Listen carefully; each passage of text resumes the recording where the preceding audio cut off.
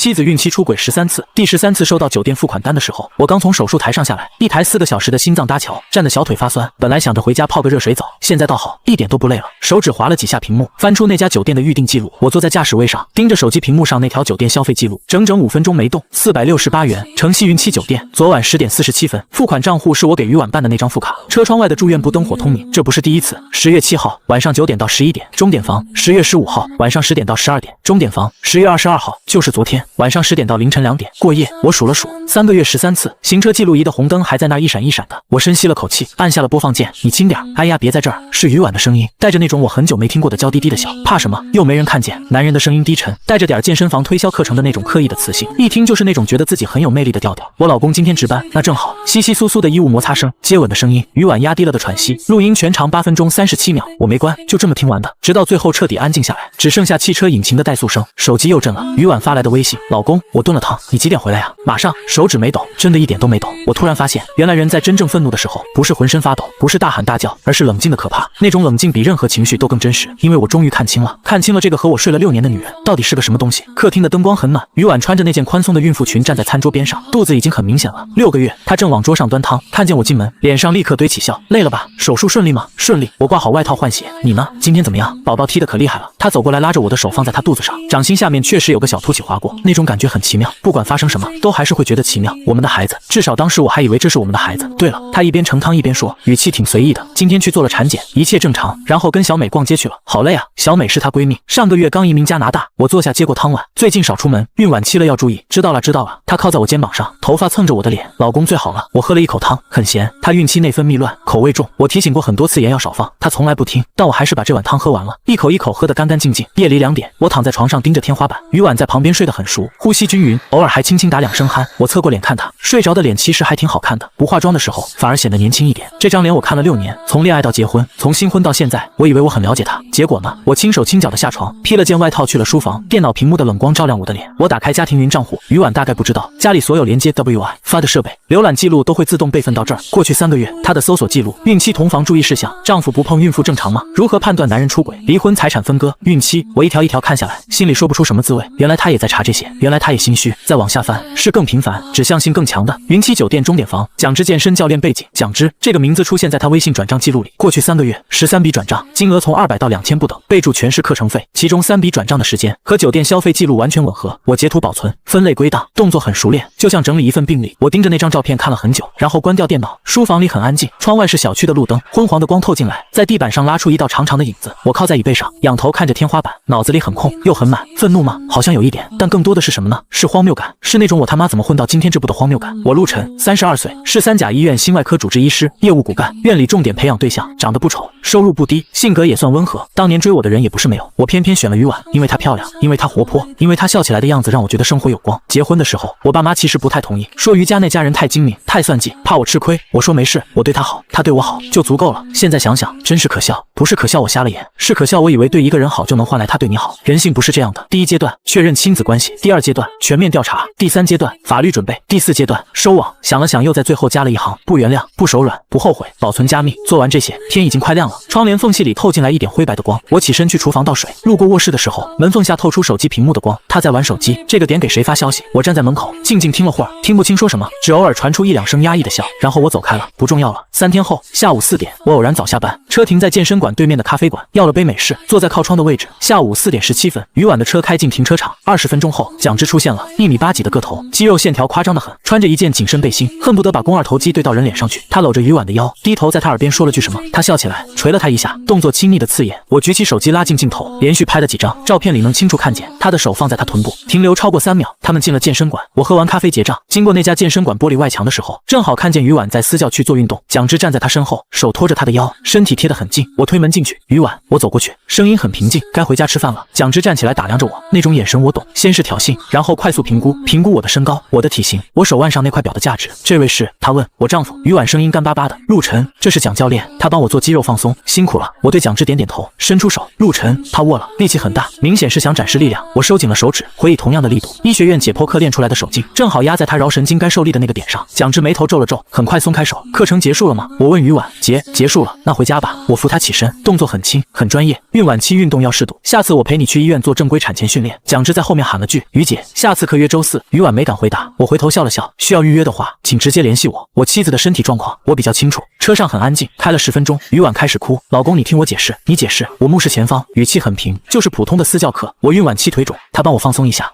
你别误会，误会什么？就是那个姿势可能不太好看，但真的只是按摩。我点点头，所以酒店也是去按摩的。车里一片死寂，他的哭声停了，连呼吸都停了。什么酒店？云栖酒店。我语气平淡的像在念菜单。上个月开始去了3次，第一次2小时，第2次3小时，第3次也就是前天4小时。按摩需要这么久？你查我。声音突然就尖了。行车记录仪有录音。我说要听吗？他瘫在座椅里，红灯。我停下车，转头看他，他脸色惨白，眼泪把妆糊得一塌糊涂，口红在嘴角晕开了，不是他平时用的色号，是那种偏红的艳俗的颜色。孩子是谁的？我问。你的，当然是你的。他猛地抓住我的手。陆晨，我发誓，我就那几次，而且都是安全期，孩子绝对是你的。孕期有安全期吗？我抽回手，绿灯亮了，我踩下油门，回到家，他跪在地上哭，忏悔，打自己耳光。我错了，我就是孕期太难受，你天天忙手术，我一个人在家，我糊涂了，是他主动撩我的。我一开始真的只是想健身，老公你原谅我。看在孩子的份上，我坐在沙发上看着他表演6年的婚姻，我第一次发现他演技这么好，眼泪说来就来，表情痛苦又真诚。如果我没有那些证据的话，你打算怎么办？我问。我断，我马上拉黑他，再也不联系。他爬过来抱我的腿，我们好好过日子，等宝宝出生，我们一家3口，你妈知道吗？他僵住了。你姐呢？你那个闺蜜小美真在加拿大。她眼神闪烁。我懂了，岳母知道，可能她姐也知道，他们默许甚至鼓励，因为我是好拿捏的陆晨，工作体面，收入稳定，性格温和，爱家爱孩子的陆晨。起来吧，地上凉，对孩子不好。他抬头，眼里突然有了光。你原谅我了，我需要时间。我扶他起来，但现阶段孩子最重要，你先好好养胎。他扑进我怀里，哭得更大声了。老公，谢谢你，我一定改。我拍了拍他的背，动作很僵硬。那天晚上他睡主卧，我睡书房，半夜我听见他房间传来压低的说话声，他在打电话。我打开手机上的监听软件，新装的，今天下午趁他洗澡时放的。蒋芝的声音从耳机里传出来，他就是吓唬你，这种男人我见多了，为了孩子什么都能忍。于婉，可是他有录音，有又怎样？他敢公开吗？医生要脸，他爸妈更要脸。再说你怀孕呢，法律都保护孕妇，那之后等孩子生了，他就更离不开了。现在忍忍，他的钱房子以后慢慢都是我们的。我沉默了，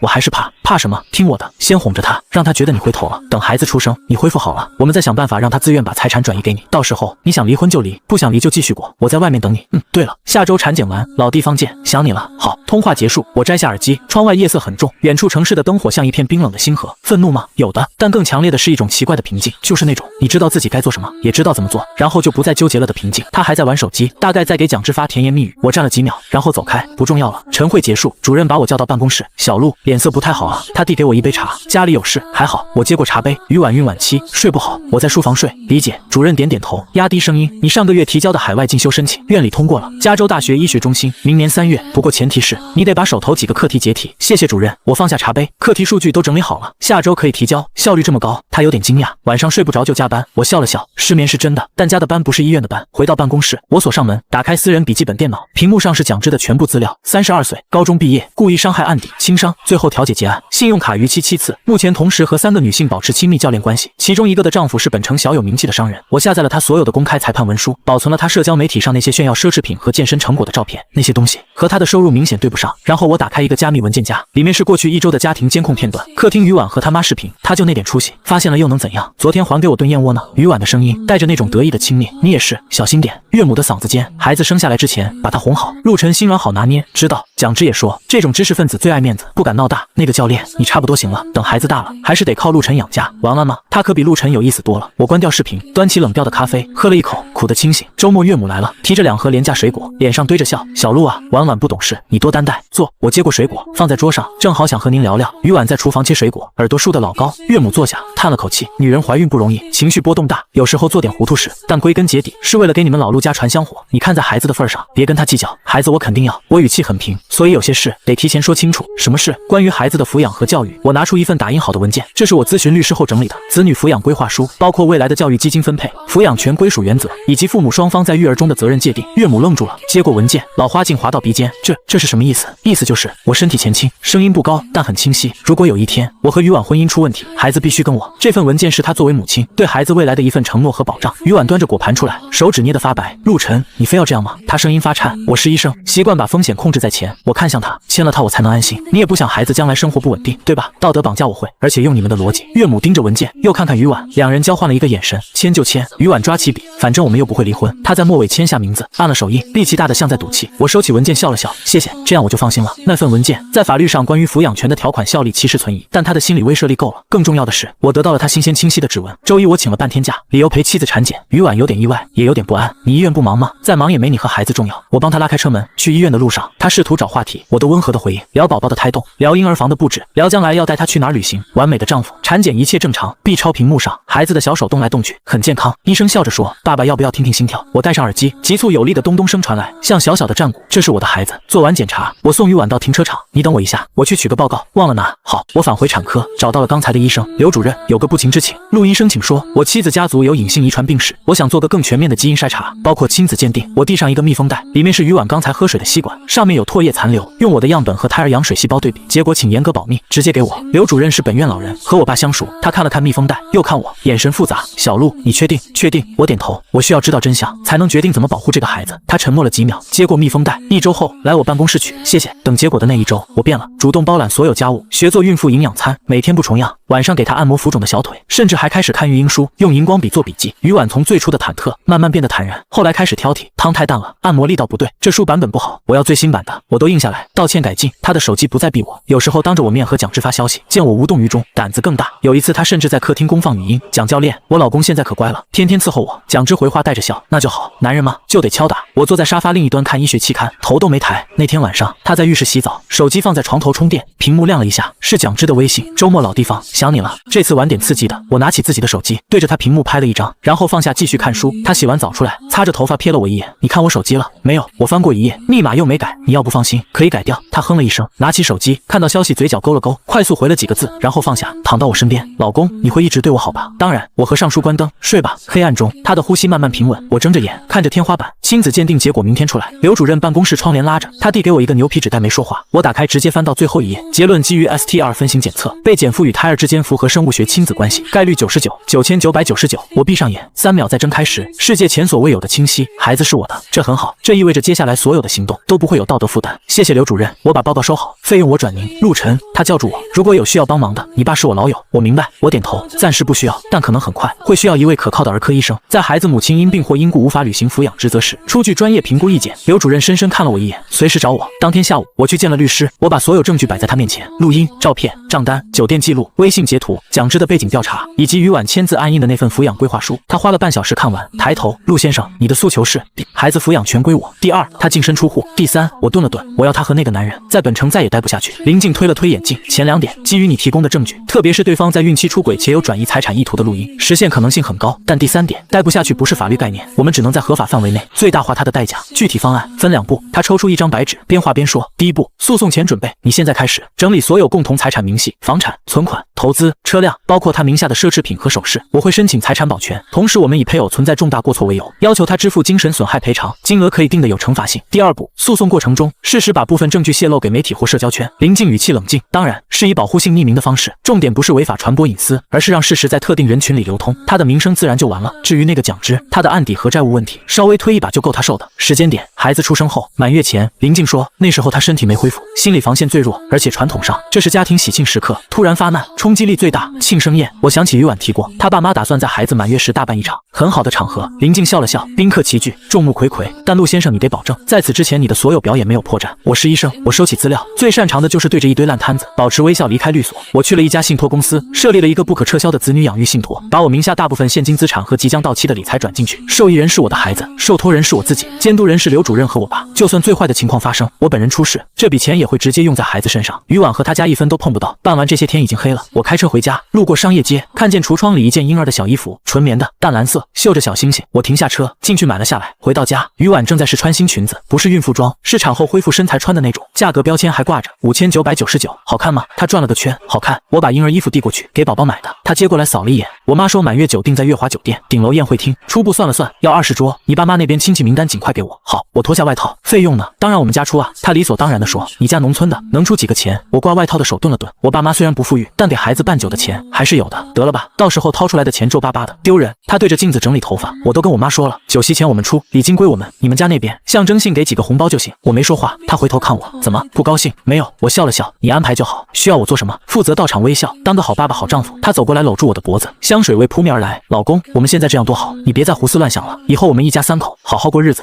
我应着，目光落在沙发上那件淡蓝色婴儿服上，她被他的新裙子压住了，只露出一角，像某种隐喻。我轻轻推开她，我去洗澡。浴室镜子里，男人的脸很平静，只有眼睛深处有什么东西在一点点凝结。擦干手，我拿出手机给林律师发了条消息，计划启动，时间孩子满月宴，发送。然后打开水龙头，冷水扑在脸上，抬起头，水珠顺着下颌滴落。表演进入第2阶段，孕38周，于婉的肚子已经沉得像熟透的瓜。最后一次产检，医生说胎头入盆很好，建议顺产。于婉却坚持要剖，顺产疼，还会让下面变松。蒋之说，他顿住，看了我一眼，蒋教练还懂产科。我低头整理检查单，语气很随意。他前女友是护士，他含糊过去，又抓住医生的袖子。医生，我一定要剖，日子我都看好了，下周3，农历15，吉日。医生看向我，我点点头，听他的。于婉松了口气，他不知道我同意的原因很简单，剖腹产时间可控，手术那天将是我启动最终计划前的最后一个瓶颈窗口。手术定在上午9点。前一夜，于婉早早上床，说要养足精神。我在书房最后一次核对所有文件，财产清单，房产2处，1套婚房，1套投资公寓，都在我个人名下。婚前全款购入，婚后共同还贷部分只占绩效比例，而且有清晰银行流水证明，资金来源于我个人积蓄。车辆，他那辆 SUV， 购车款来自他父母赠与，但实际由婚后共同存款支付，证据留存，存款和理财共同账户余额已通过多次小额转出至信托，现在只剩日常开销的额度。他个人账户的奢侈品消费记录累计超过40万。蒋之的背景补充材料，新增2笔小额网贷逾期，还有一张他和另一个女学员在酒店大堂的合影。拍照那天正好是于婉说回娘家的日子。我把所有电子证据刻录成3份加密光盘，一份给林律师，一份存银行保险箱，一份随身携带，然后打开家庭监控的实时画面。客厅里于婉正压低声音打电话，明天就生了，有点怕。怕什么？打了麻药睡一觉就好。蒋之的声音，生完了你可得好好奖励我。知道，等我出了月子。对了，满月酒的事儿，你妈怎么说？顶楼宴会厅20桌，礼金估计能收不少。于婉声音里带着算计。我妈说了，钱都归我们小家。那你老公那边亲戚呢？穷酸亲戚能随几个钱，到时候单独开一桌打发他们就行。聪明。蒋之笑了，等你身体恢复了，咱们去3亚玩一圈，就用这里金钱。我关掉监控，屏幕按下去，映出我的脸，没有表情。手机震动，林律师发来消息，诉讼保全申请已提交法院，明天孩子出生后就可以启动正式离婚程序。另外，蒋之的一个债权人同意给我们提供更多债务证据，条件是让我们无意间让蒋之知道是他泄露的。我回复同意，安排在满月宴前后。明白，陆先生。最后确认，你确定不要对方支付抚养费？不要。我打字，我要彻底切割，1分钱不要他的，他也1分别想拿到。了解。那精神损害赔偿金我们会主张一个较高数额，作为谈判筹码。可以。远处手术室的灯还亮着，不知道又在进行什么样的生死搏斗。明天我的孩子出生，明天一场没有硝烟的战争进入最后倒计时。手术室外的走廊，消毒水的味道很浓，岳父岳母都来了，还有于婉的姐姐姐夫，他们坐在长椅上，气氛有点奇怪。岳母不停刷手机，岳父反复看表，怎么这么久？岳母嘀咕，剖腹产要一层层切开再缝合。我语气平静，正常流程。他看了我一眼没再说话。9点40分，护士抱着襁褓出来，陆晨家属，男孩6斤7两，母子平安。我走上前，孩子皱巴巴的，闭着眼，小手在空中抓了抓，一股奇异的暖流撞进胸腔，很陌生，但异常坚实。给我抱抱。岳母挤过来，我侧身没让。护士，先送新生儿观察室吧。按规定流程。护士点点头，把孩子推走了。岳母脸色一沉。10点半，于婉被推出来，麻药没完全过，她眼神有点涣散，看到我虚弱的笑了笑。我握住她的手，很凉，辛苦了。病房是单人间，安顿好后，岳母立刻开始指挥，晚晚得补。我炖了燕窝，等会儿热了喝。孩子呢？什么时候抱过来喂奶？护士会按时间送过来。我调整着输液管的速度。妈，你们先回吧，我在这儿守着。那怎么行？你一个人？我是医生，照顾病人更专业。我笑了笑，晚上您再来替我就行。他们终于走了，病房安静下来，于婉睡了。我坐在床边，看着监护仪上平稳的数字，然后拿出手机给林律师发了条简短消息：已出生，一切顺利。几乎同时，手机收到银行短信通知，您尾号8810的账户余时47完成一笔转账，金额300000000元，收款方陈星子女养育信托。最后一笔大额资产转移完毕，现在我们名下的共同存款还剩124800块，其中11万是预留的满月酒席费用。住院这5天是最好的观察期，于婉身体在恢复，情绪却像过山车，有时候依赖我，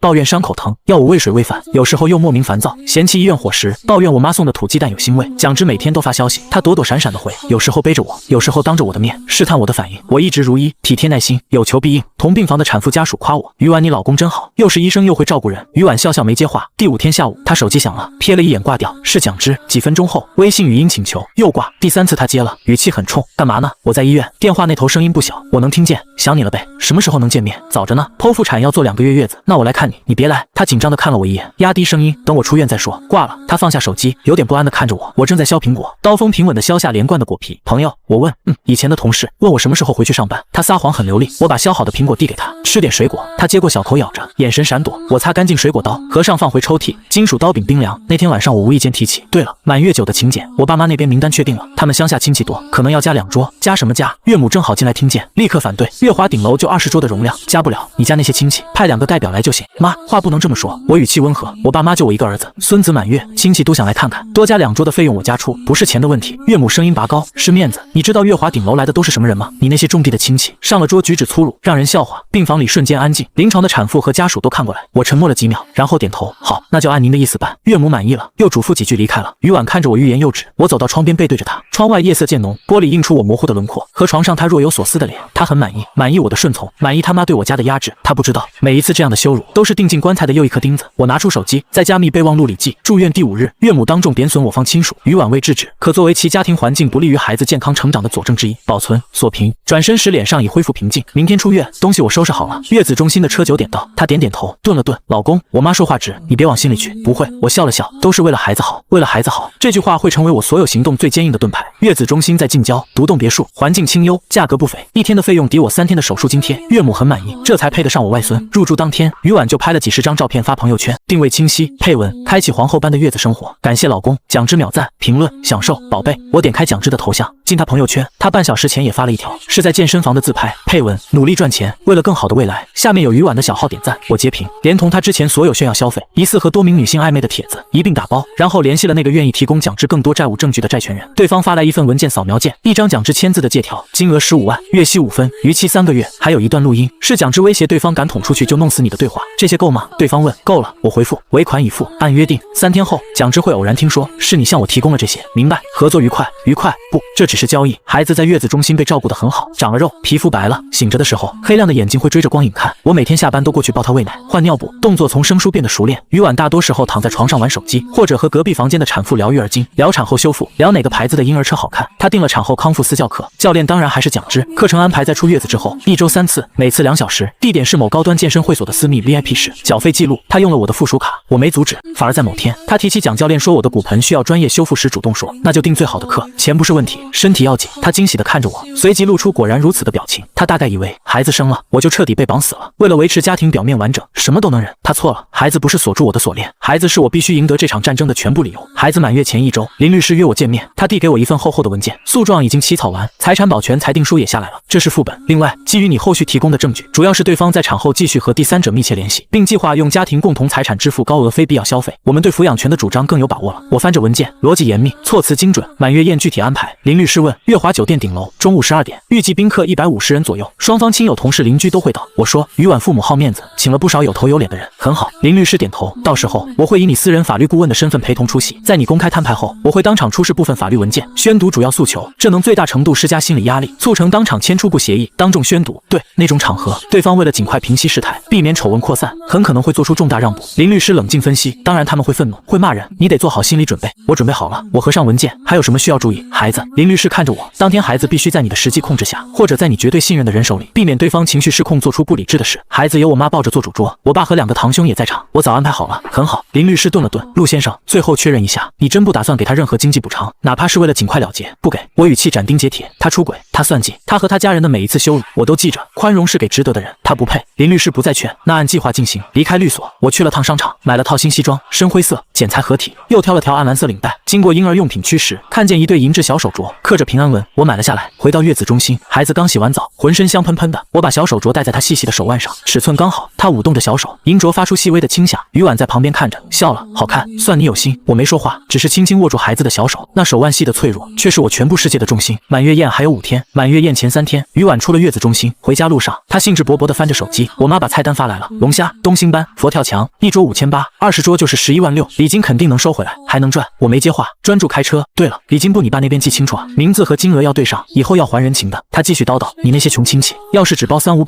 就别寄了，丢人。好，我应了一声，他满意了，靠回座椅，刷起购物网站。我看中一个包，香奈儿新款，正好满月酒那天背，多少钱？6万多。他笑了，开始下单。我的手机随即收到消费提醒，附属卡支出68400，很好，又一笔可以计入挥霍夫妻共同财产的证据。家里重新布置过，婴儿房堆满了岳母家送的各种用品，不少连标签都没拆，明显是冲着摆样子买的。鱼丸指挥保姆收拾，自己瘫在沙发上给蒋之发语音，累死了，还是月子中心舒服，你什么时候来看我？蒋之的回复外放，等你家那位的满月酒办完呗，现在去不方便。也是，那天人多眼杂。鱼丸说着看了我一眼，我正在给孩子冲奶粉，背对着他，动作平稳，他大概以为我没听见，或者听见了也无所谓。奶粉温度调到刚好，我抱起孩子，他本能的张开小嘴，含住奶嘴用力吮吸，睫毛长长的，像2把小扇子。老公，鱼丸突然说，满月酒那天蒋教练也想来，他说想看看宝宝。我转头，以什么身份？就朋友啊，我之前不是在他那儿健身吗？也算熟人。他眼神飘忽，可以，我答应的很快。不过顶楼宴会厅席位有限，佳作可能不太好看，要不让他和酒店工作人员一起在旁边小厅用餐，我让酒店安排。鱼丸脸色一僵，那怎么行？太不尊重人了。那你的意思是让他做主桌，和咱们双方父母至亲一起？我语气依然平和。他哑了，主桌显然不可能，让一个健身教练坐上去。他爸妈第一个不答应。算了，我跟他说说，可能不来了。他闷闷地说。我点头继续喂奶，孩子喝完，打了个小小的奶嗝。我轻拍他的背，他满足的眯起眼，很快睡了。我把他放进婴儿床，盖好被子，然后拿起手机给林律师发了条消息。鱼丸试图邀请第三者出席满月宴，被我婉拒，可作为其毫无悔意持续挑衅的证据补充。林律师回复收到，已将此条加入证据清单。满月宴前一天，岳母来家里做最后确认，她带来一叠烫金请柬，是不计我家亲戚的。诺，让你爸妈发下去，记住跟他们说清楚，衣着要体面，别穿得破破烂烂的来。我接过请柬，谢谢妈。还有，他压低声音把我拉到阳台，礼金的事儿，你跟你爸妈通个气，他们那边收的礼金结束后统一交给我，我记总账，到时候该还的人情我们余家会还，不用他们操心。意思是礼金归你们管，不然呢？岳母理直气壮，酒席是我们办的，钱当然我们管，你们家又不出钱，还想收钱啊？酒席钱我家可以出一半。我说得了吧。岳母摆手，就你们家那点钱，留着给你爸妈养老吧，别到时候出了钱又到处说我们余家占便宜。听着，礼金的事儿就这么定了，别啰嗦。他说完转身回客厅逗孩子去了。我看着他的背影，拿出手机打开录音功能，然后走回去。妈，刚才您说的礼金归您管的事，我爸妈那边可能有点想法，毕竟孩子姓陆，他们那边亲戚也是冲着陆家孙子来的。岳母头也不回，姓陆怎么了？孩子还是我们婉婉生的呢，没有我们婉婉，你们老陆家能有这大胖孙子？再说了，办酒的钱谁出的？11万6，你们家出得起吗？钱我可以出。行了行了，他不耐烦。陆晨，不是我说你，一个大男人怎么这么计较，一点格局都没有，怪不得婉婉之前。他刹住话头，瞥了我一眼，之前什么？我问，没什么。他抱起孩子，反正礼金的事我说了算，你跟你爸妈说，要是不乐意，他们那边的亲戚就别来了，省得麻烦。孩子被他抱得不舒服，扭动了一下，我上前接过孩子，我来吧，您歇会儿。岳母哼了一声，坐到沙发上刷手机，我抱着孩子轻轻摇晃，他的小脸贴在我胸口，很快又睡了，手机在口袋里，录音还在继续。当晚，余婉在浴室泡澡，我坐在书房，打开电脑，邮箱里躺着林律师发来的最终文件包：离婚起诉状正式版、财产保全裁定书、法院已盖章、子女抚养权归属法律意见书、附详细证据链、精神损害赔偿金计算说明、主张金额200万元。我逐一核对，确认无误，然后打开一个加密相册，里面是过去几个月陆续拍下的照片，孩子每天的成长瞬间，余婉和蒋之在健身房窗边的亲密互动，岳母指着我家的亲戚名单鄙夷的表情，余婉手机屏幕上蒋之发来的露骨消息特写，婴儿手腕上那对银镯子我买的，和他买的那个刻着蒋之赠的金锁放在一起的对比图，最后一张是今天下午在阳台拍的，岳母背对着我，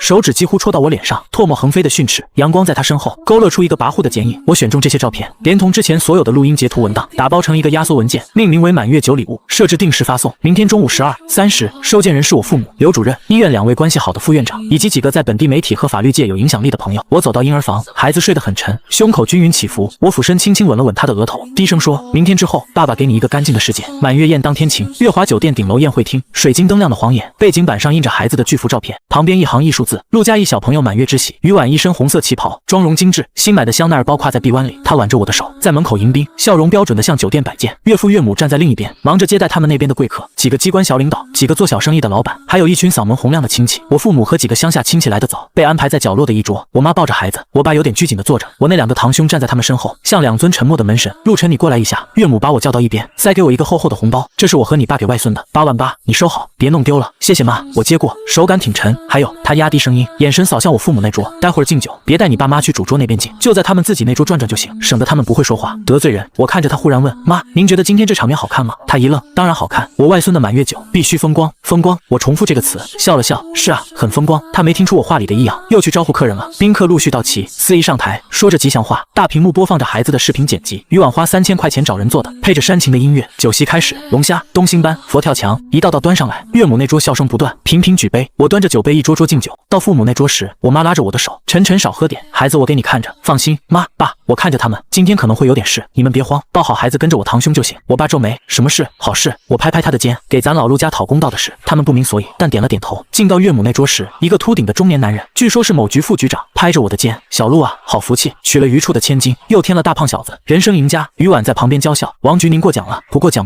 王局红光满面，以后工作上有什么需要，尽管找我。余处的女婿就是自己人。一桌人附和着笑，我举杯一饮而尽，白酒辛辣，烧过喉咙。放下酒杯时，看了眼手表，11:58，还有2分钟。仪式的高潮，点蜡烛，切蛋糕，父母致辞，司仪的声音响起。下面有请我们英俊的爸爸、美丽的妈妈抱着可爱的宝宝上台为我们点亮幸福的蜡烛。掌声雷动，余婉挽起我的胳膊，笑得灿烂。我轻轻抽出手臂，等一下，他愣住。我从口袋里拿出一个无线麦克风，打开开关，微微2声，声音通过宴会厅音响放大，盖过了音乐，全场瞬间安静。所有人看过来，岳母在台下喊：“陆晨，你干什么？”我走到舞台中央站定，灯光打在身上，西装笔挺，领带一丝不苟。感谢各位今天来参加我儿子陆嘉义的满月宴。我开口，声音通过音响传出，冷静清晰。借着这个机会，有几件事想向大家说明。余婉脸色变了，想上来拉我，我侧身避开，对台下使了个眼色。林律师从侧门走进来，身后跟着2名穿西装、提公文包的助理。首先，我举起一个 U 盘，请大家听一段录音，关于我妻子余婉和她的健身教练蒋志先生在过去6个月里的真实关系。大屏幕上的宝宝笑脸瞬间切换成音频波形图，我按下播放键，行车记录仪里的声音通过顶级音响响彻整个宴会厅，录音在巨大的宴会厅里回荡，衣物的摩擦声，压抑的喘息。余婉那句“我老公今天值班”，带着那种我从未听过的娇嗔。蒋志带着笑意的那正好8分钟37秒，全场死寂，只有音响里传来让人面红耳赤的声音。有宾客的勺子掉在地上，清脆一响，余婉的脸从惨白变成涨红，又褪成死灰。她想冲上来抢话筒，被我一个堂兄上前一步拦住。岳母尖叫着想扑向控制台，被林律师的助理礼貌而坚决地挡住。录音放到余婉说等她孩子生了就更离不开了，现在忍忍，她的钱和房子以后都是我们的事。岳父猛地站起来，掀翻了面前的酒杯，关掉，给我关掉！他吼着，声音却淹没在巨大的声浪里。录音终于结束，我关掉麦克风，看向台下，上百张脸表情各异。我父母那桌，我妈紧紧抱着孩子，捂着他的耳朵；我爸脸色铁青，胸膛剧烈起伏。刚才这段录音，我重新打开麦克风，声音平稳的像在陈述病历，记录了余婉女士在孕期及产后与健身教练蒋志长期保持不正当关系的事实，同时清晰表明2人有计划的谋取我的个人财产。余婉瘫坐在舞台边沿的台阶上，旗袍开叉处露出的小腿在发抖。岳母冲上台，指着我的鼻子骂：“陆晨，你个没良心的，婉婉给你生了儿子，你就这么对他，伪造这种脏东西来污蔑他，你不是人！”我没理他，看向林律师。林律师走上台，接过另一支麦克风：“各位来宾，我是陆晨先生的法律顾问林静律师，我在此代表我的当事人声明，刚才播放的音频已通过专业机构鉴定，真实有效，不存在任何伪造剪辑，相关鉴定报告可随时查验。”他从公文包里取出几份文件副本，由助理分发给前排的几位宾客，特意选了岳母请来的那位王副局长和另外2位有头有脸的客人。王副局长看着文件，脸色越来越难看。此外，林律师继续，声音清晰冷冽：“经调查，蒋之，男，32岁，高中毕业，有故意伤害案底，目前身负多笔高利贷债务。余婉女士在明知对方品行及财务状况的情况下，不仅与其长期保持婚外情，更使用夫妻共同财产为其偿还债务、购买奢侈品，累计金额超过40万元，相关消费记录、转账凭证均已公证。”台下哗然，余婉猛地抬头尖声道：“你胡说，那些是我自己的钱。”余女士，林律师转向她，语气礼貌而疏离：“您使用的信用卡是陆晨先生的附属卡，您名下的银行账户主要资金流入为陆晨先生的工资转账及投资收益。根据婚姻法及相关司法解释，您所谓的自己的钱，法律上属于夫妻共同财产，您单方面未经配偶同意，将其用于非家庭生活开支及赠与第三者，已构成恶意转移挥霍夫妻共同财产。那又怎么样？我是他老婆，用点钱怎么了？”余婉歇斯底里：“您不仅是他的妻子，也是孩子的母亲。”林律师声音陡然变厉：“您将本应用于抚育子女、维系家庭的财产，肆意挥霍于婚外情对象，罔顾婴儿需要，此行为已严重损害未成年人权益，直接影响法官对您抚养能力和品格的评估。”最后一句话像一盆冰水浇灭了余婉的气焰，她张着嘴，眼神惊恐地看向我妈怀里的孩子。岳母还想撒泼，被岳父一把拽住。他到底是个小干部，比妻子更清楚法律公正、恶意转移财产这些词在众目睽睽下的分量。陆晨，岳父声音干涩：“家丑不可外扬，有什么事我们关起门来说。今天这么多客人在，你非要闹得大家脸上都不好看吗？关起门来说。”我重复他的话笑了。过去半年，你们关起门来是怎么说的？男人要大度，孩子不能没妈，他只是孕期情绪不好，你家亲戚别来丢人，礼金归我们管。我每说一句，就向前走一步，岳父不由得后退。关起门，你们商量怎么拿捏我，怎么算计我的房子和钱，怎么让我父母在孙子的满月宴上坐角落，怎么盘算着用礼金去三亚和情人旅游。我停下，距离岳父只有1步之遥。现在门打开了，让大家评评理。台下鸦雀无声，只有压抑的呼吸声。你到底想怎么样？余婉尖叫。我转身看向他，一字一句：离婚，孩子归我，你净身出户，你休想！岳母挣脱岳父扑过来，孩子是我女儿生的，凭什么给你？房子钱都有我女儿一半，你休想独吞！林律师适时上前，将一份文件副本递到岳母眼前。根据我方已向法院申请的财产保全裁定，以及陆晨先生提供的购房出资证明、银行流水，目前登记于陆晨先生名下的2处房产，其绝大部分购房款来源于陆晨先生婚前个人财产及婚后个人投资收益。于婉女士的贡献比例极低，在女方存在重大过错且恶意挥霍财产的情况下，法院极大可能判决女方少分或不分。岳母夺过文件就想撕，林律师冷冷道：“这是副本，您撕了还有正本在法院。另外，当众毁损法律文书，可能构成妨碍诉讼，情节严重可处以罚款拘留。岳母的手将在半空。至于孩子抚养权，林律师转向众人提高声音：我方已收集充分证据，证明于婉女士在孕期及产后长期与他人保持不正当关系，疏于履行妻子及母亲职责，其行为已对婚姻关系造成根本性破坏，亦不符合最有利于未成年人成长的原则。结合其情人的不良背景及债务问题，由陆晨先生取得抚养权，更有利于孩子的身心健康与安全。你放屁！于婉哭喊着：那是我身上掉下来的肉，你凭什么抢走？陆晨，你不是人，你利用孩子报复我！我终于看向他，灯光下他妆容糊成一团，头发散乱，早没了刚才的风光。利用孩子报复你！我慢慢摇头，于婉，你搞错了，我是在保护他，让他远离一个出轨算计、满口谎言，并且认为用丈夫的钱养情夫理所当然的母亲。我没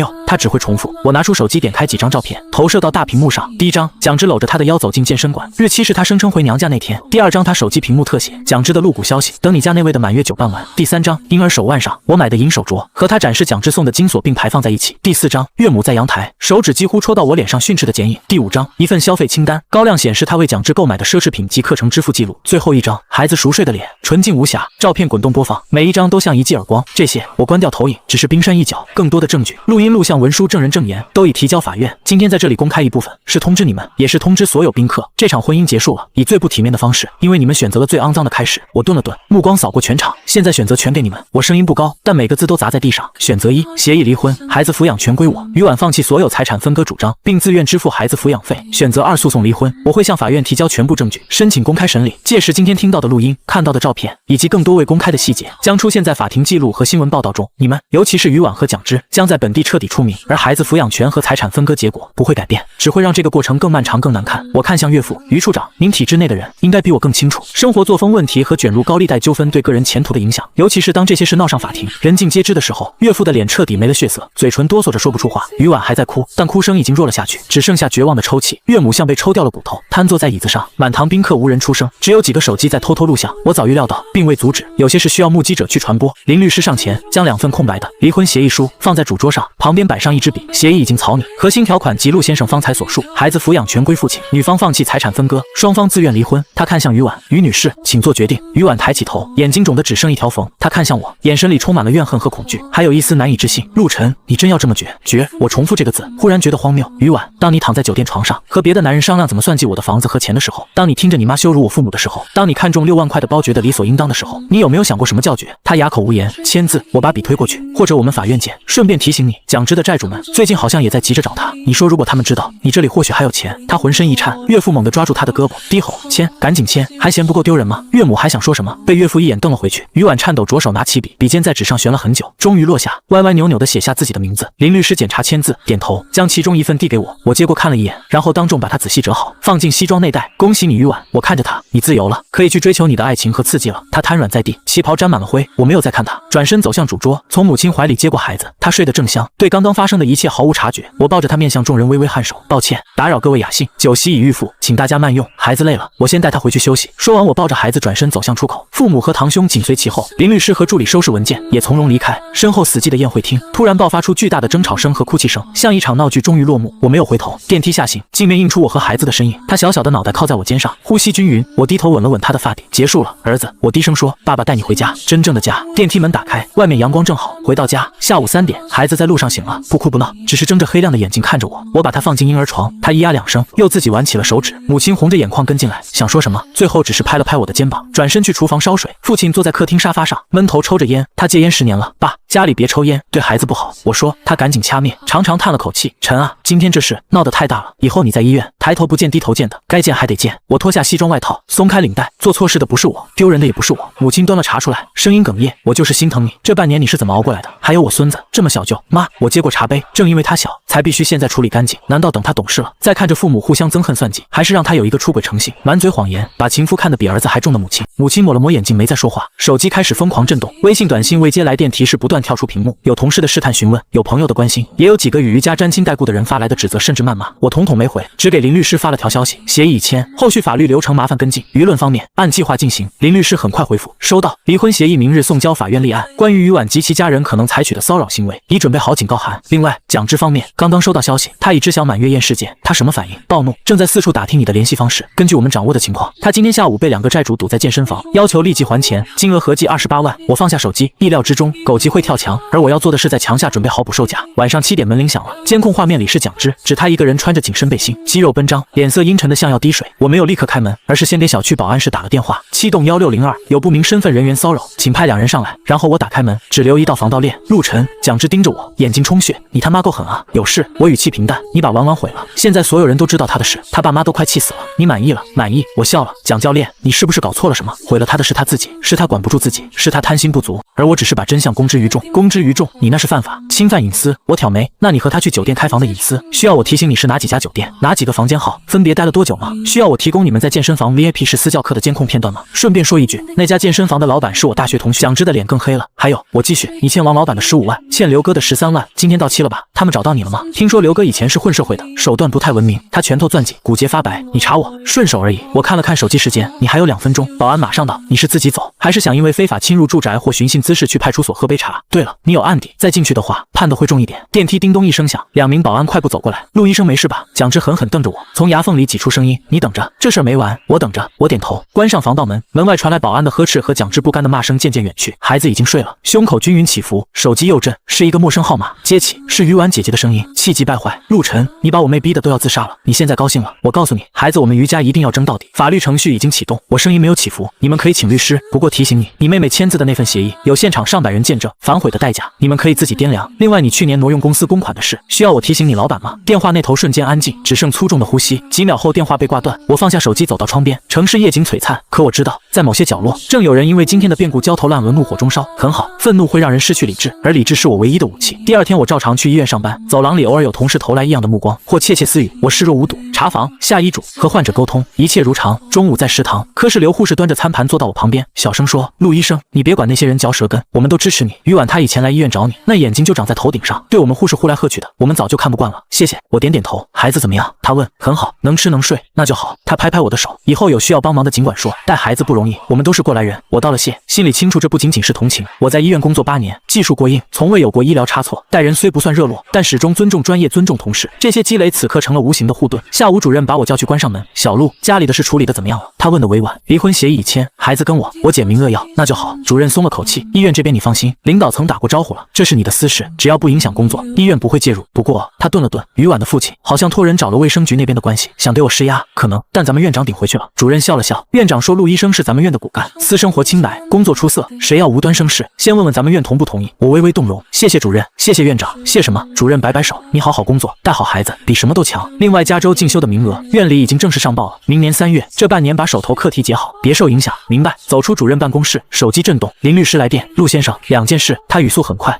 离婚协议法院已受理，适用简易程序，1个月内应该能出调解书。第2，蒋之刚才去律所找我了，找你，对，威胁，说我帮着你陷害于婉要告我，我直接让保安请他出去了。不过他离开时放了话，说要让陆晨付出代价，具体没说，但我查到他最近和几个社会闲散人员走得近，可能要玩阴的。林律师声音严肃，你最近出入小心，家里防盗做好，孩子尽量别带出门。我知道了。我沉吟片刻，林律师，他那些债主，你能无意中透露我的联系方式给他们吗？就说蒋之最近可能从我前妻那里弄到一笔钱。林律师在电话那头笑了，陆先生，你这是要借刀杀人？不，我纠正，我只是为债权人提供有效线索，至于他们怎么做，是他们的自由。明白，我会不小心说漏嘴的。接下来1周风平浪静，于婉那边没了动静，岳母家也没再骚扰。听说于婉回娘家住了，整日不出门，岳父托病请假，据说在家大发雷霆，把于婉骂得狗血淋头。蒋之则彻底消失了，健身房说他辞职了，电话关机，租的房子也退了。但我没放松警惕，每天下班路线不固定，车停在医院监控完好的位置，家里的监控24小时开启，联网报警，还请了一位退伍兵出身的保安公司主管，每天不定时在小区附近巡逻。孩子很乖，除了饿和尿了基本不哭。我请了一位有育儿嫂经验的钟点工，白天帮忙照顾，晚上自己带，喂奶换尿布哄睡，渐渐熟练。夜深人静时，我有时会看着孩子的睡颜出神，他那么小，那么软，毫无保留地依赖着我，这依赖像一道暖流，却又沉甸甸的压在我的肩膀上，不能倒，一步都不能错。平静在第7天被打破。晚上10点，我接到钟点工张姐的电话，声音发颤，陆医生，我刚才买菜回来，看到咱们楼下车库入口有2个人鬼鬼祟祟的盯着你的车看，我有点怕，没赶过去。张姐，你现在在哪？在小区便利店，人多，待在那儿别动，我让保安过去接你。我挂断电话，立刻联系保安主管。5分钟后，主管回电，陆医生，人已经跑了。我们看了监控，是2个生面孔，在您车位附近转了10几分钟，其中一个还试图拉车门，车牌是套牌的，能查到去向吗？出了小区往东，那边监控少，跟丢了。主管顿了顿，陆医生，要不要报警？报，但估计没用，人没抓住，没实质损失。我放下电话，走到客厅窗边，撩开窗帘一角，楼下路灯昏暗，树影摇曳。我拿起手机，拨通了一个很久没联系的号码，对方是高中同学，现在在本地一家网络科技公司做安全主管，有些灰色地带的人脉。老韩，帮我个忙，我开门见山，找2个人，盯一个叫蒋志的，他最近可能想对我不利，我要知道他所有的动向，和谁接触，想干什么。行，资料发我，费用按市场价双倍。我说，另外如果他真的动手，我要第一时间知道，并且有正当防卫的全程记录。老韩在电话那头吹了声口哨，陆医生，你这是要下套，保护自己而已。我淡淡说，挂断电话，然后我走进婴儿房，孩子睡得正香，小拳头攥着，放在脸颊边，我俯身轻轻碰了碰他的小拳头。爸爸不会让任何人伤害你，我低声说，任何人。窗外夜色浓稠如墨，老韩的效率很高。3天后，他发来一份报告，附带几段模糊但能辨认的监控视频。蒋志没有离开本市，而是躲进了城乡结合部一个廉价出租屋里，和他同住的还有2个人，一个绰号刀疤的混混，有过抢劫前科，另一个是蒋志在健身房认识的学员，据说也欠着高利贷。他们最近频繁出入一家地下棋牌室，和几个放贷的人接触。老韩的人透露到片段，声音断续，陆晨有钱，医生，孩子，搞到他怕，车库绑了，关键词够了。我把报告转发给林律师和保安主管，林律师建议立刻申请禁止令，并报警备案。保安主管则提出一个更直接的计划，陆医生，这种人报警吓不住，他们没动手前，警察也管不了。主管姓赵，退役前是特种部队的侦察兵，说话带着一股硝烟火燎过的冷静。不如我们做个局，让他们钻进来一次性解决。具体，他们不是想帮你或者孩子吗？给他们机会。赵主管在电话里说，下周3晚上医院不是有学术研讨会，你肯定会参加。我们放消息出去，说你那天会独自晚归，他们很可能在车库动手。然后呢，我们提前布控，车库的监控我调过，有3个死角，我们就让他们在死角动手。赵主管顿了顿，当然，你的人身安全绝对保证，我的人会扮成清洁工、修理工提前埋伏，只要他们亮出家伙，哪怕是棍棒，就算持械行凶，我们可以当场制服，然后报警。人赃并获，持械、蓄谋绑架，够他们进去蹲几年了。我沉默了几秒，孩子呢？孩子那天由我亲自带2个人守在家里，你家里防盗系统我已经升级，窗户全部加装感应报警，除非他们开坦克来，否则进不去。蒋志认识我车，换车。赵主管说，我弄一辆和你同款同色的2手车，停你车位上，你开我的车走，晚上回来时直接开进地下2层，那里全是监控，他们不敢动。等他们在1层对你的车动手时，我们再收网。计划周密，近乎冷酷，有把握吗？我问。我是吃这碗饭的。赵主管声音平稳，陆医生，你雇我不只是为了看门，你得让那些人知道，碰你和孩子代价他们付不起。这次打疼了以后才清静。我看向婴儿房，孩子正被张姐逗得咯咯笑。好，我说，按你说的办，所有费用加倍，成交。接下来的几天一切如常，我照常上班下班带孩子，只是每天回家路线开始固定，时间也变得规律，偶尔会在医院车库无意间和同事抱怨。周3晚上那个会又得开到10点多，烦死了。消息像滴入水中的墨，缓缓阴开。周2晚上老韩发来消息，鱼咬钩了，蒋志和刀疤今天去了你家小区附近踩点，重点看了车库1层和步行通道。另外，他们搞了一辆没牌照的面包车，停在隔2条街的废弃修车厂里。我回复，继续盯，明天晚上是关键。明白，我的人会混在赵主管的队伍里，需要的话可以下手重一点。不必，我打字，我要他们活着，清醒的接受法律制裁。周3白天，我把孩子托付给父母，让他们带着张姐一起去郊区的温泉酒店住2天。医院最近忙，我可能加班，你们带孩子去放松一下。我给了他们1张卡，随便玩。我报销。父母有些疑惑，但看我神色严肃，没多问。下午我把自己的车钥匙交给赵主管，他开走，1小时后回来，递给我另一把钥匙。车停在地下1层 B 区，黑色大众，车牌尾号337。你的车已经换成同款，停在老位置。我接过钥匙，你那边的人呢？6个，都是好手，2个在车库管道层蹲守，3个扮成晚归住户在车上待命，1个在监控室控制画面。我带着2个人守你家。赵主管看了看表，晚上9点半，研讨会开始后，我们会把车库1层东侧几个关键监控暂时故障，那是他们最可能下手的位置。如果他们不动手呢，那就算他们命好。赵主管笑了笑，但根据我这几天观察他们的活动轨迹和准备工作，他们动手的概率超过80%。蒋志的债主昨天又找上门了，他急需钱，而你是他眼里最肥的肉。我点点头，没再说话。傍晚，我像往常一样开车离开小区，后视镜里那辆灰色面包车远远地跟了一段，在路口拐弯处消失。到了医院，我把车停进地下2层，乘电梯直达会议室。学术研讨会冗长枯燥，我坐在后排，心不在焉，手机调成静音，屏幕朝下。9点10分，赵主管发来加密信息，就位。9点25分，第2条，面包车进入小区地下车库，3人下车，携带棍状物体走向目标车位。9点30分，第3条，监控故障，目标车辆旁无其他人，3人靠近，1人撬车门，2人望风。我握着手机，掌心微汗，不是恐惧，是手术开始前那种全神贯注的紧绷。9点33分，第4条，车门打开，目标车辆为右耳，车内无人，3人迟疑，行动组靠近。9点35分，第5条，接触，对方亮棍，行动组反击，控制2人，第3人逃向楼梯间。9点36分，楼梯间埋伏人员拦截，蒋志反抗，持械攻击，被制服，轻微外伤。9点40分，全部控制，已报警，警方5分钟内到达。我闭上眼睛，深吸一口气，缓缓吐出，睁开眼时，会议室里，讲台上的专家还在滔滔不绝地讲着某种罕见病的病理机制。我起身悄声离席，赶到小区时，警车已经停在车库入口，红蓝灯光无声闪烁，赵主管在门口等我，神色如常。陆医生，3个人都在，2个轻伤，蒋之鼻梁骨断了，已经做了止血包扎，警方在做笔录，现场呢保护得很好，撬车工具、棍棒他们的面包车都保留了。监控故障前的画面显示他们尾随你的车进入小区，有预谋。赵主管顿了顿，另外从蒋之身上搜出一张字条，写着你父母住的那家温泉酒店的名字和房间号。我后背一凉，他们原本的计划可能是双线。赵主管声音压低，如果车库绑不到你，就去温泉酒店绑孩子或老人，还好你提前转移了。我握紧拳头，指甲线进掌心。纸条交给警方了吗？交了。绑架预备，罪加一等。我们走进车库，警察正在给刀疤和另一个混混戴手铐。蒋之坐在墙角，鼻子上捂着纱布，眼神怨毒地瞪着我。一个中年警官走过来，陆医生，我是分局刑警队的王队，这些人你认识吗？认识这个。我指向蒋之，蒋之，我前妻的婚外情对象，有案底。另外2个不认识，他们交代是蒋之出钱雇他们，准备绑架你索要赎金。王队说，理由是你害他女人身败名裂，还搞黄了他的财路，你怎么看？打击报复。我说，我和前妻正在协议离婚，蒋之介入我的婚姻，并涉嫌怂恿前妻转移财产，我有相关证据可以提供给警方。王队点头，需要。另外我们可能需要你前妻于婉配合调查，了解他和蒋之的关系，以及他是否知情或参与绑架计划。我会通知我的律师协助联系。我说，做完笔录，警方带走了蒋之3人，车库恢复平静，只剩下几滩血迹和凌乱的脚印。赵主管让人清理现场，我走到那辆被撬的我的车旁，车门开着，里面空荡荡，车没事吧？我问。一点划痕，明天就能修好。赵主管说，陆医生，今晚之后，短期内应该没人敢打你主意了。绑架未遂，持械，有预谋，加上蒋之的案底，没5年出不来。谢谢，我真心实意。分内事。赵主管看看我，你脸色不好，回去休息吧。家里我检查过了，安全。我回到家空荡荡的，没有孩子的咿呀声，没有张姐在厨房忙碌的动静，只有防盗系统轻微的运行嗡鸣。我倒了杯水，坐在沙发上，手机屏幕亮起，是母亲发来的孩子熟睡的照片，胖嘟嘟的脸压在枕头上。我看了很久，然后打开加密文件夹，找到蒋之的全部资料。在他的债务清单里，我注意到一笔小额网贷，债权人是一个本地小公司，法人姓于，于婉的远房堂哥。我截出这部分，连同今晚的报警回执、蒋之写的温泉酒店纸条的照片一起打包，匿名发送给了于婉的邮箱。复言只有一句：你弟情人，差点绑了你的儿子，现在他在去监狱的路上。下一个是谁？发送。然后我删除了发送记录。窗外夜色深沉，远处传来警笛声渐渐远去。我拿起水杯喝了一口，水很凉，顺着喉咙滑下，冷却了血液里最后一丝余悸。手术很成功，肿瘤切除，接下来是清扫残留病灶。我放下水杯，拿起手机，拨通了林律师的电话。林律师，蒋之涉嫌绑架未遂，已经被警方带走，我需要你跟进这个案子，确保他得到应有的惩罚。另外，于婉那边可以开始下一步了，把他和蒋之共同挥霍转移财产的证据正式提交给法院，我要他连最后一层遮羞布都留不住。3个月后，法院的调解书下来了，离婚成立，孩子抚养权归我。于婉放弃所有财产分割主张，并因其存在重大过错及恶意转移财产行为，需象征性支付我精神损害赔偿金1元。林律师把这个结果告诉我时，语气里带着一丝罕见的笑意。陆先生，1元钱，这是法官能支持的最小金额，也是最大的羞辱。我接过那份盖着红章的文件，纸张很轻，却像是卸下了肩头最后一块石头。蒋之的案子呢？我问。绑架未遂，持械，有预谋，加上他之前的案底，数罪并罚，判了7年。林律师说，他当庭表示上诉，但证据链完整，翻案可能性极低。另外，他在看守所里试图传话给于婉，要他想办法救他，被我们截获了。于婉没有任何回应，意料之中，树倒猢狲散。于婉现在什么情况？很不好。林律师语调恢复平直。满月宴事件后，他在本地社交圈彻底臭了，以前那些闺蜜牌友，现在躲他都来不及。他父母因为这事也闹得厉害，他爸在单位被边缘化，提前病退了。他妈天天骂他是丧门星。听说他上个月试图联系你，发现所有联系方式都被拉黑了。他联系我做什么？可能是想见孩子，也可能是走投无路。林律师顿了顿，他找不到工作，以前的关系网全断了。蒋之那边还欠着一屁股债，债主找不到蒋之，开始骚扰他。他父母好像也不愿意长期养着他，与我无关。我合上调解书，确实。林律师点头，法律上你们已无瓜葛。不过他昨天给我打电话了，我抬眼，他问能不能让他看一眼孩子，一次就行。林律师看着我，我按你的意思回复了。在法院判决的探视权细则出台前，基于他过往行为对孩子可能构成的安全及心理风险，你拒绝任何接触。另外，如果他再骚扰，我们将申请禁止令。他怎么说？哭了，然后挂了电话。林律师推了推眼镜，陆先生，探视权官司他可能会打，但以他现在的情况和经济能力，请不起好律师。我们赢面很大，甚至可以争取到有监督及有限的探视，比如每年2小时，在指定场所有第三方监督，1年2小时。我重复，够了，让他记住他曾经拥有什么，又因为自己的愚蠢和贪婪失去了什么。明白？走出律所，我没有立刻回家，而是开车去了郊区的墓园。父亲陪着我来，我们在爷爷的墓碑前停下。爷爷是乡村教师，一辈子清贫，但脊梁很直。墓碑上刻着他手术的2句话：心正不怕影子斜，人穷志气不能短。父亲点了香插上，烟雾袅袅升起。陈啊，父亲开口，声音有些沙哑。这半年，爸知道你心里苦，但今天事儿了，以后带着我孙子好好过。咱们老陆家没出过孬种，也没出过烂心肝的人。你做得对。我没说话，只是鞠了3个躬，对得起祖宗，对得起父母，对得起孩子，这就够了。日子重新步入轨道，我减少了手术排班，把更多时间留给孩子。嘉义长得很快，5个月已经会翻身，会咿咿呀呀的发一些简单的音节。他最爱被我举高高，每次都会咯咯笑个不停，眼睛弯成月牙。家里请了住家育儿嫂，是刘护士介绍的远房亲戚，人很靠谱。张姐还是每天来帮忙做饭打扫，父亲母亲每周来看孙子2、3次，带些自己种的蔬菜土鸡蛋。房子重新装修过，婴儿房扩大了，墙面漆成柔和的淡蓝色。客厅里鱼丸喜欢的那些奢华装饰全扔了，换成了简洁的原木书架和舒适的沙发。墙上挂着的婚纱照和全家福早就取下，收进了储物间最深的箱子。有些东西没必要留着添堵。医院里风波早已平息，偶尔还有人私下议论，但当着我的面无人再提。主任说的加州进修名额已经批复下来，明年3月出发，为期2年。我打算带孩子和育儿嫂一起去，新的环境，新的开始。至于鱼丸，他像一滴水蒸发在了这个城市的缝隙，偶尔从一些破碎的信息里听说他去了南方一个小城投靠远亲，在超市做理货员。也有人说他跟了一个年纪很大的生意人，没名没分，真真假假我不关心。蒋之上诉被驳回，维持原判7年。他的债主们还在活动，试图从他家人那里榨出点油水，但显然没什么收获。所有曾经横亘在我生活里的毒刺都被一根根拔除、消毒、缝合，伤口愈合得很好。一个周末下午，阳光很好，我抱着嘉义在自家花园里晒太阳。秋千架上爬满了枯萎的藤蔓，还没来得及清理，我把它放在柔软的草地上。他好奇地伸手去抓一片落叶，抓不住，急得哼哼。我捡起叶子递给他，他拿在手里仔细端详，然后塞进嘴里，不能吃。我轻轻拿出来，他扁扁嘴要哭。看看这个，我变魔术似的从口袋里拿出一个拨浪鼓，摇了摇，咚咚的响声吸引了他，他立刻忘了叶子，伸手来抓。我把他抱起来，放在膝头，轻轻摇晃秋千。他靠在我怀里，玩着拨浪鼓，渐渐眼皮打架。朋友周航就是这时候来的，他是我大学室友，现在自己开诊所，算是少数知道全部内情，并且从一开始就支持我的人。哟，陆大医生，变身超级奶爸了。他笑着走过来，手里提着2瓶啤酒，小声点，刚睡着。我把声音压得很低。周航坐下来，看着嘉义熟睡的脸，笑容温和下来，长得真像你，尤其是眉毛。